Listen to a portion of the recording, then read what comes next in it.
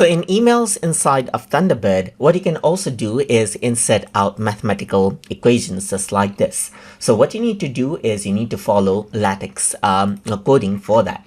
You want to learn more about LaTeX coding, then you can go around onto overleaf.com/learn/LaTeX/mathematical within capital M_expressions. And you can see that there are some sample mathematical calculations right here. So let me just go ahead and let's say, for example, copy this out right here. So let's just go around and copy this portion.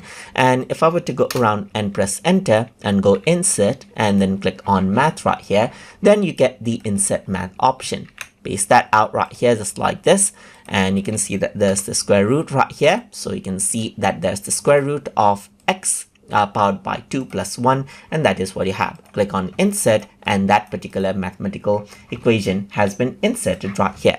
Similarly, there are other equations as you can see right here, like this one and then this one right here as you can see right here. So you can simply go ahead and copy this out, let's say for example, and then you can go around over here. And let me just go around and erase this, and then let me just go around onto insert, then go to math right here, and then around over here I'm simply going to paste it, and you can see that this is what you have. So let me just go around onto 4, onto 5 right here, and then I'm going to go around, press plus and 2 by 2 right here just like this, and you can see that this particular symbol has been inserted. And that is how you can insert out maths, that is mathematical equations inside of Thunderbird email by using the insert math option. So hope you guys learned something as always, and as always please like, comment, share and subscribe.